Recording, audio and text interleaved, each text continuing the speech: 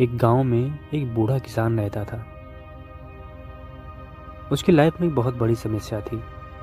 समस्या ये थी कि उसका एक लौता बेटा निकम्मा निकल गया था।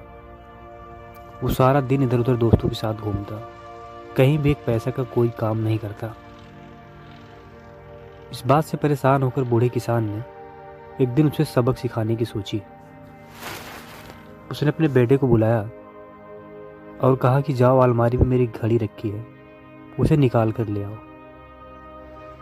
लड़का जाता है और अलमारी से घड़ी निकाल के लेके आता है। किसान ने कहा, इस घड़ी को लेके जाओ और बाजार में इसकी कीमत पता करके आओ। अब लड़का घड़ी लेके बाजार निकल देता है। उसने जगह जगह इसकी कीमत पूछी।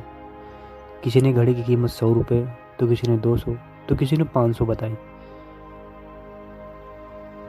शाम होते होते लड़का घड़ी लेके वापस अपने पिताजी के पास आता है और उसने बताया कि पिताजी, इसकी कीमत किसी ने 100, किसी ने 200, तो किसी ने 500 बताई।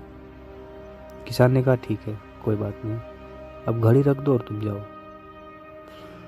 किसान का बेटा घड़ी रख के दोबारा से वहां से चला जाता है।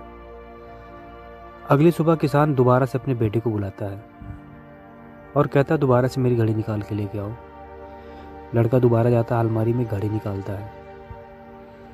किसान ने कहा कि इस बार जाओ और घड़ी में जो समय हो रहा है उसकी कीमत पता करके आओ। लड़के को समझ में नहीं आ रहा था कि उसके पिताजी उससे क्या करवाना चाहते हैं। वह दुखी मन से उस घड़ी को लेके दोबारा बाजार में निकल देता है।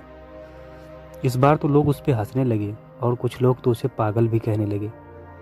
लोगों ने कहा, अजीब लड़का है, कभी घड़ी की कीमत पूछता है तो कभी घड़ी के समय की। शायद इसकी मानसिक स्थिति अच्छी नहीं है, ये पागल होने वाला है। अब लड़का एकदम परेशान हो जाता है। उसे समझ में नहीं आता कि उसके साथ हो क्या रहा है। अंत में उसने घर जाने का मन बना लिया। रास्ते में घर आते वक्त एक बड़े से सेंट की दुकान पड़ती थी, जिनकी लाइफ बहुत बिजी थी। वो बड़ा मुश्किल से 1 मिनट का समय मिलता था। तो उसने सोचा कि एक बार चल के सेठ जी से पूछ लेते हैं, हो सकता है इनको पता हो। तो वो डरते डरते सेठ की दुकान पे गया और पूछा, सेठ जी, इस घड़ी में जो टाइम हो रहा है उस टाइम की क्या कीमत है? सेठ जी उसकी तरफ एक टक देखने लगे।